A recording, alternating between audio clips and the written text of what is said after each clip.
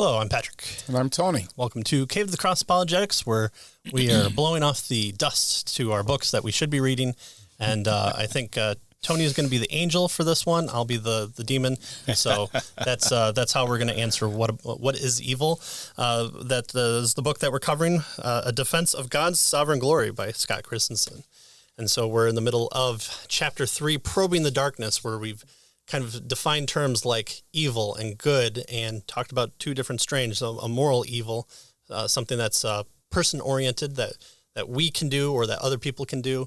And then there's natural evil, things that kind of happen to humans, things like storms and accidents and all toils and labors and diseases that might befall humanity. As a result of the world. And as a result of the world being cursed. Right. So that's what we've talked about is this kind of need to define things biblically. We said that evil is a reflection of an all good God who owns us. And so when we rebel against that, that's where the evil comes from. So that's part of the defining moral evil we talked about. Everyone having a conscience because we're made in the image of God. There's a certain capacity of that ownership that is laid upon our hearts, and so we're picking it up right from there as we go into evil as the antithesis of human flourishing. So this is kind of looking at the idea that a lot of people have of this utilitarianism of if it brings the most common good to all people, or the most amount of people, then it's good. But if it hurts people, then it's evil. Okay. So biblical morality has pervasive implications for our well-being, both as individuals and as a collective society. We rarely isolate evil merely as a personal problem. Oh, someone committed murder. Okay, well, why is it the state of Michigan versus whoever? Right. Well, because society has collectivized that as a wrong against society as well as the person. Right. Whether right or wrong, I'm just saying that's that's the way we do it. A thing that's done. Yeah. So we see it as a social phenomenon that's always exacerbates the problem of evil. Pervasive evil is never far from each one of us because each of us expresses it in our relationships to everyone around us. Again, we're the source of the evil. We're the ones that have only ourselves to blame here. And it's the result of a fall. Right. So this moral evil is relational. Right. We don't necessarily keep it to ourselves. It affects us as well as God. Right. Our relation to God. Yeah. We don't invent the car or the transparent or the iron lung or some sort of medical advancement just to use on our own. We do a common good by sharing it out with other people. And so there we're aiding in human flourishing. Biblical theodicy will be one that restores peace. It will highlight reconciliation and redemption. It will restore the shalom between God and man, between man and man, between man and creation. All those things are things that the biblical Christian worldview promises as an end result. Right. What about evil as privation of good? Right, now he talks here. That's good. I had a lot of good highlights in this part. He talks here about three historical Christian figures: Saint Augustine, Saint Anselm, and Thomas Aquinas. Right, and he says they all three wrestled with the nature of evil in a world created by God. Of pristine goodness, a question arose concerning the metaphysical nature of evil. And they argued that evil does not have the properties of being. It is without substance. It is non-being, he tells us, right? So this is the evil as conceived as a privation, is what the word they use. Corruption. That's right. Refers to a deficiency, a corruption, a decay, distortion, disorder, deprivation of some good feature that God created a thing to naturally possess, right? So, it's something that has gone wrong with the way things ought to be. It is a deprivation of the supreme goodness and beauty of God himself. So there's no such thing as, for instance, we might say coal. It's only lowering degrees of heat. Right? Or maybe even the complete lack of it, right? Or death is not the opposite of life, but it's a privation of life. Or perhaps a cloth, we might say, can exist without a hole, but the hole cannot exist without the cloth. Right. Here's the hole. Yeah. The hole in what is what you would ask. Right. A shadow is nothing more than the obstruction of light, and no light, no shadow. So sin, he wants us to see, is a parasite. It's parasitic. And evil takes the form of real defects with real effects.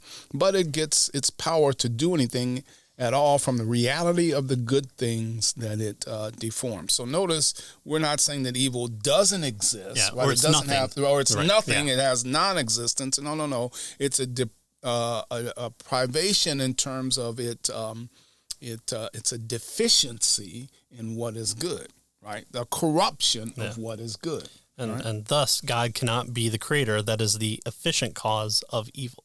So I thought that was really interesting. Really good stuff in this portion here. Well, who bears the problem of evil? That's the next question that he's going to ask. Given the robust view of... Well, of course we do as Christians, right? Right.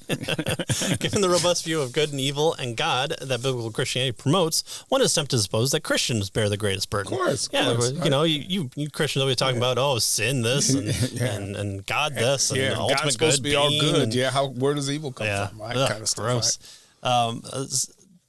Christianity bears this greatest burden by making sense of the apparent dilemma that this presents. So, the problem of evil, it's a problem for you Christians to explain all this evil. Shame on you. But is there reason for smugness among the non-Christian consentia? Yeah.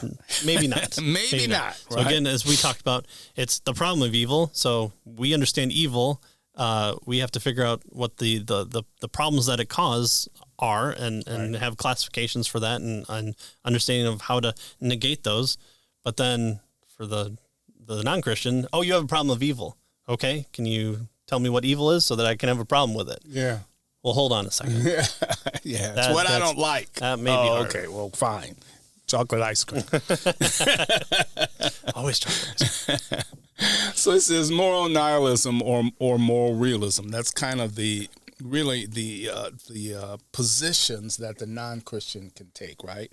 The so-called religious nuns, he says, have basically just these two paths to tread for grounding morals. The most obvious route, he tells us, is Nietzsche's moral nihilism. Any objective morals and obligations don't exist. Mm-hmm. There is no morality. They are denied altogether, right? We have a full-blown here, he says, moral subjectivism. No moral choice is to be preferred over another. In other words, there is no discernible ground for morality, right? And so he talks here, he gives us an illustration from the notorious serial killer Ted Bundy.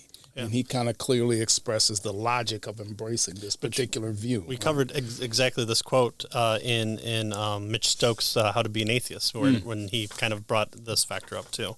Here's a little bit of what Ted Bundy has said. Why should I be willing to sacrifice more pleasure from one than from the other? Surely you would not, in the scientific enlightenment, declare God or nature marks some pleasure as moral or good or others as immoral or bad. In any case, let me assure you, my dear young lady, that there is absolutely no comparison between the pleasure I take in eating ham and the pleasure I anticipate raping and murdering you. That is the honest conclusion to what my education has led me after the most conscientious examination of my spontaneous and uninhibited self. Wow. And that's all that's left to people without this type of standard. It's whatever I think. Yeah. Why not? I create it. Well, because he's in jail. Well, that just tells me that you can hold somebody. That doesn't tell me that their ideas are wrong or right. Yeah.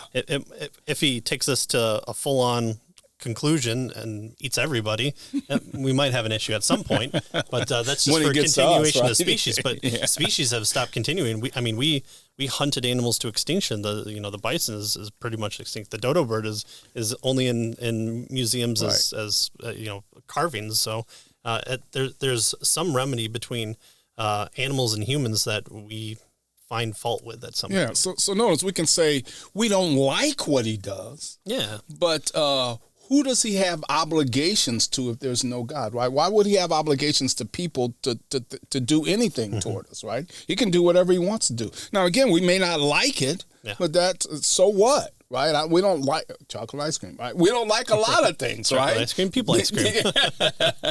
Right? But so that doesn't make, just because we don't like something doesn't necessarily, is what we see here, make something evil or good or whatever, right? Pineapple on pizza. If you don't have a universal standard that's set up by a person who is judged, then you can be your own, and whatever you say goes. Right. And what can we say against that other than we don't like that? Yeah. I prefer you not to. Thank you. Yeah.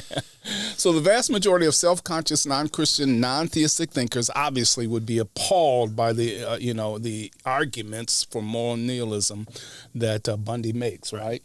Few people, no matter how opposed they are to biblical morality, would affirm that Ted Bundy or, for instance, Jeffrey Dahmer's actions are morally incomprehensible.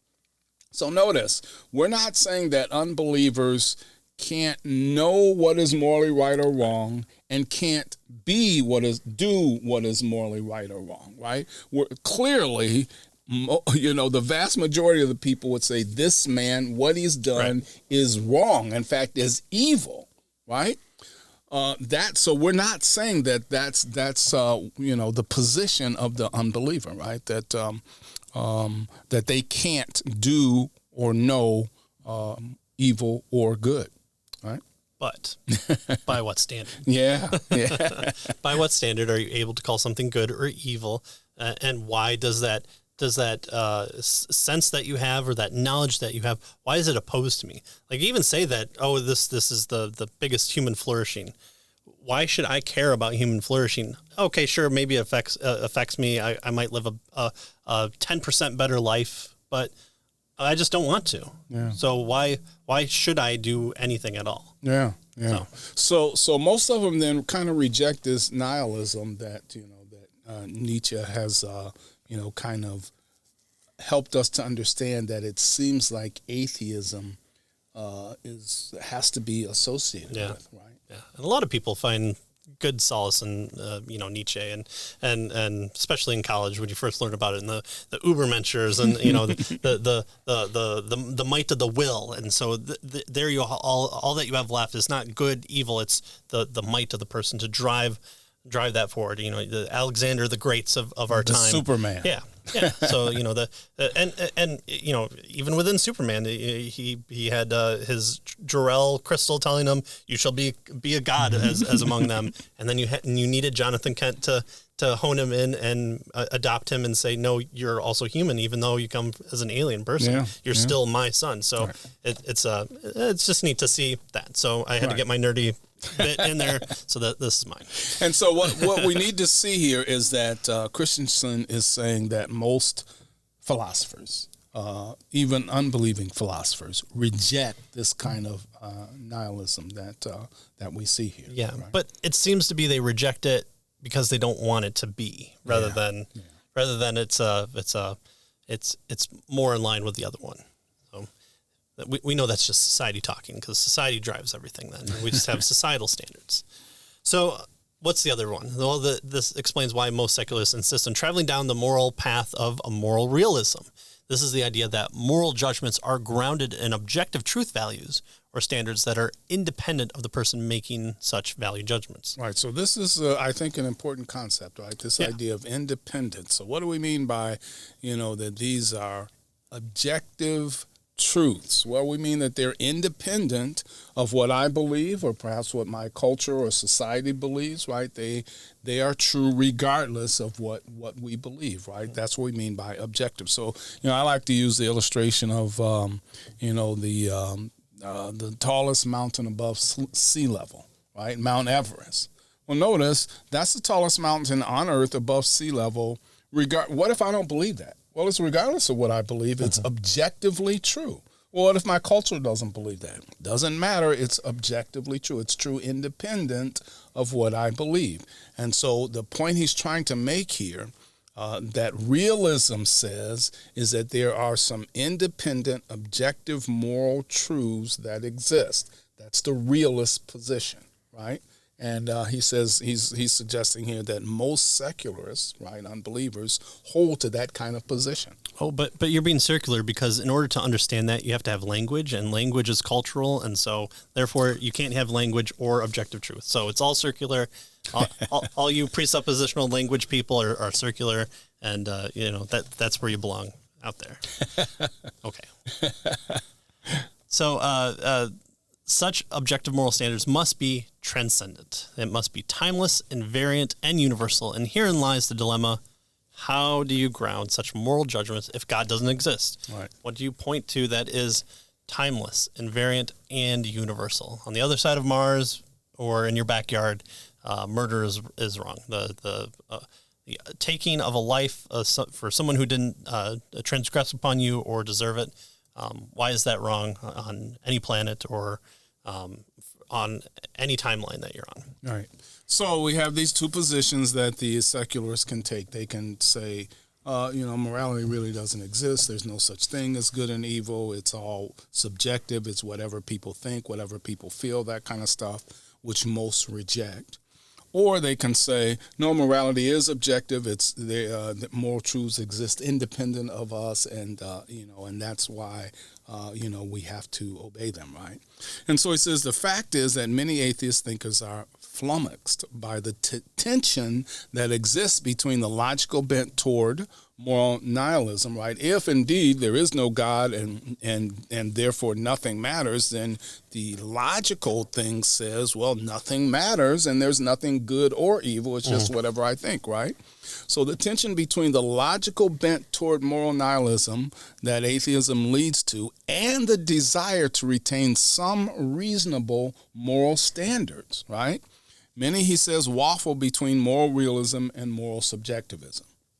In the end, all non-theistic worldviews must borrow from the biblical theism to make any sense of objective moral standards. The atheist doesn't have to believe in God to be moral, but to have morality, God must exist, whether he believes it or not. Yeah. So borrowing from the Christian worldview, that's exactly what presuppositionalists are always wanting to kind of bring into the equation. And there's our explanation for the objection that we talked about in the last episode of, well, are you saying that atheists can't be a moral people? No, exactly. This is the reason why they can be. Yeah. It can be moral. It's just the foundation. Right. Right. Yeah. So grounding morality in the personal relational God, that's where we're at right now. And he says the non-theistic attempts to ground morality apart from God, they fail on different levels as well. Our moral sensibilities, or what remains after secularism has dulled them, are fundamentally connected to personhood and personal relationships. Should I murder somebody? Well, if you're Robinson Crusoe on his island and Friday hasn't shown up yet, what does that mean if you're not talking about murder who? What murder is an act towards somebody, and so you need that somebody in order to be moral or immoral. So our virtues and vices presuppose interpersonal relationships. Good and evil are meaningless apart from how persons treat other persons. I love my dog. Oh, but I don't have a dog. But I love him. Well, what does that mean? There's no interpersonal relationship there. So you can't love your dog, but you don't have a dog to not love or love. So it becomes meaninglessness there. Thus, moral imperatives are grounded in a source that is itself personal. Again, this is what we talked about. That Mitch Stokes talked about, that we talked about. Yeah. This rules are naturalistic sources, which are impersonal and non-relational. Right. So the point he's trying to make here is that morality can't be rooted in naturalism. Right. It has to be, our values and that sort of thing have to be grounded in persons. People value things. Some abstract or objective rock doesn't value anything. Yeah. Right? It has to be us. So the source then of these types of relationships, moral relationships, is from persons. It has to be grounded in persons. Right. Right. In other words, he says that moral obligations are fundamentally relational. Right. Morals are not propositions of fact about the way things are. They are facts about the way things ought to be. Mm-hmm. Abstract propositions such as 2 + 2 = 4 do not impose any obligation on us, right? They don't want us to do anything, right? Abstract propositions, they don't have intentions. They do not move our conscience, right, to consider how we ought to act. But moral intuitions press us to act in one way or to refrain from acting in other ways, right? Thus, morals, he tells us, do not have an abstract naturalistic source. And that's the point he's trying to make here, right? He's saying that to say that, morals come from nature, it has a naturalistic source, is a category mistake. Only personal, intelligent beings demand moral obligations from us. Right? And we see that whenever we watch a really good movie that moves us to tears or happiness or anger, is because we're seeing that kind of that moral direction of the character or characters on the screen that causes us to relate to that situation. And it's not just, there's a bird that flies by. It's a person who, under extreme torture or duress, stands up and cries freedom, or whatever gets you going there. And so that's what we see on a daily basis, even in our entertainment. So the standard for moral imperatives must be a personal lawgiver, someone who sets forth the standard and is personal, a being who is unequivocally free of the potential for moral corruption. Otherwise, such a lawgiver would forfeit the sort of trust that is required for any equatable moral imperatives that he would impose on others. So going back to the revolution, why did the people rebel against the king? It's because even the king was subject under the law in of itself. He was the actor who carried out the law and was able to move within certain directions to guide this understanding. But having a person that is, they knew that the law being imperfect, he was violating even in his capacity as the king. Right. And so they viewed it as a proper form of rebellion against this type of law. Right. A corrupted king can't be trusted. A corrupted king shouldn't be obeyed. Right. And so if you have a corrupt moral lawgiver, then that's an excuse for pause. Wait a minute, I shouldn't be obeying him. So what he's saying here is, though, that you need a lawgiver who is morally incorrupt, right? So that they can be trusted to make to give the law that's correct and make the judgment that is moral. Right. And just think about it if the opposite. So obviously, what we theists are going to suggest is, hey, we must turn to the Christian God for this standard. Obviously, that's where we're going. Right. But the rebellion is like, oh, here's God. He's out there. He's this perfect of all possible beings, and he judges you for little mistakes that you can make, and you could live a perfect life except for that one thing, and he could send you off. But if you were to take the opposite and say, okay, well, God gives you 16 chances, and after the 16th one, well, maybe he'll come in and pop you in the nose. Well, that's not fair. How come he doesn't give us 17? Yeah. Or what kind of God is it that demands us to follow law but gives us 16 chances? Yeah, that's not fair. Yeah. Why does he get 16 chances? He should have been punished with one, right? Yeah. So unfair. So it's not I'm able to decry this standard. It's that I don't like the standard, and so that's what we should be addressing more if we're going to take that route into having an objection against the Christian God. Mm-hmm. Only in a biblical religion is there an absolute principle that is personal. Only the personal lawgiver, the judge of the universe, and the human heart qualifies as, so he judges the universe and the human heart. I want to make that clear.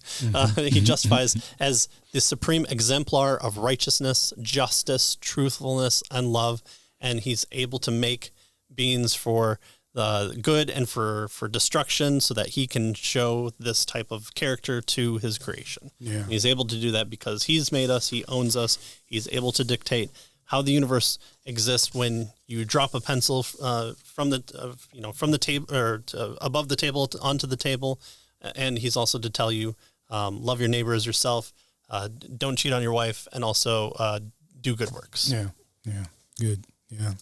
And so, he says our collective human consciences share a revulsion for evil, such as rape and torture and pedophilia and that sort of thing. And he says we know that we must refrain from engaging in these horrific acts. And knowing that we cannot ground objective moral standards and unequivocal moral duties apart from God tells us how extremely hard that it is to escape the fact that he has that he hates these things and has done that long before we did. Right? Yeah, we don't like that sort of thing, except when I do it, and it should be viewed as lesser because I'm not raping and torturing people. I might just be, cheating on my wife. And, what sense does God have to be concerned about that? That's between me and every other person that I'm with. Right. So, no, he does care, and he's able to care because he's the one that made things like marriage and relationships and sexual unions and all the factors that work in all those factors as well. So here's a problem we do have. Christianity is a good problem. Oh, good. Finally, I'm glad we're done with the evil. Now we deal with the good. Well, this doesn't make the problem of evil go away. We're so close. We're so close. I thought he was going to pull a rabbit from his hat here. That's right. But it clears the field of debris and charges of Christian hubris. Yes, Christianity has this problem squarely dropped in its own lap. We have to deal with the evil. What does it mean? How did we get here? What are we doing with it? But that is not the terrible burden that so many have said it is. Non-atheist accounts of good and evil. Non-theistic accounts of good and evil are bankrupt. And that is a far more serious problem. Christianity has a problem. We understand the evil part. We need to understand the problem part. But it is a good problem because we have nobody else has the resources to address it except for the biblical Christian God. Right. And so non-Christians can only feign outrage over injustices, right? I don't like it. Well, that's just what you don't like. Right? So they can feign outrage over injustices without giving an account of why they ought to be outraged. Well, because I just don't like, or it's evil. What do you mean? I don't like it. Oh, right. You stole my retirement money and you lived like a king. Yeah, but I had really a lot of fun. So I got to go to jail for the last 20 years of my life that were probably going to be the bad part. All right. No, you broke your word. Well, what does that have to do with anything? Yeah. Oh, sure. Okay. Yeah. So what? Yeah, right. So non-Christians can, only feign outrage over injustices, right? Humans cannot explain why we suffer from injustices unless there's a way to objectively quantify that something ought to not have happened as it did, right? Can we justify sympathizing, for instance, with starving children if we have no way of saying that the real evil, right, it's really evil and that's what's befall them, right? Mm-hmm. Can we justify sympathizing with them? He tells us that biblical Christianity has a way to answer these questions that no other religion or ideology can match. And so, yes, there's a problem of evil. We have the problem, but he's suggesting we have answers. The non-theist, the atheist, has the evil part, right?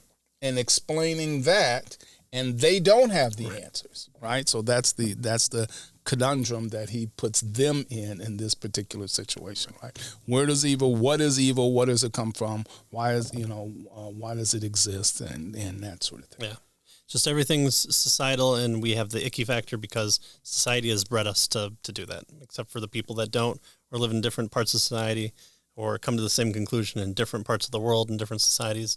So it just seems to be there's not a satisfying grounding to even talk about the first part, right. Which is evil. Well, here it is.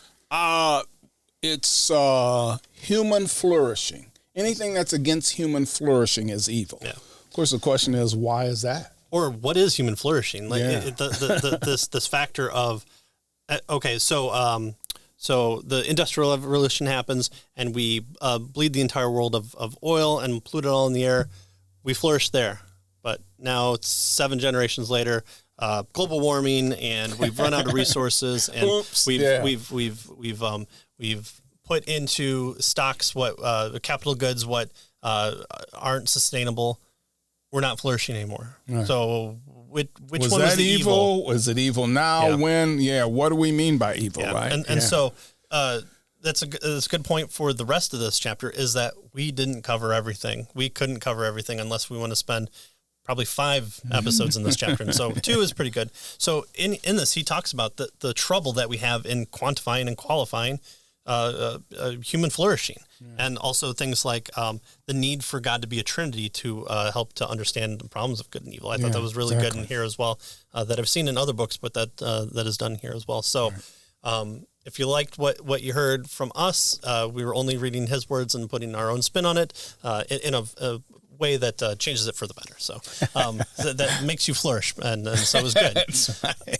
But it wasn't evil. Pick up the book, read it along with us, find out more. There's a lot more highlights to do, and so hopefully you'll be joining us next time as we find out justifying the ways of God. So we're going to look at the good parts of Christianity. So we're going to begin to try to work through the solving the problem of evil. Right. So thanks for checking us out, and we'll see you next time as we read What About Evil? See you next time.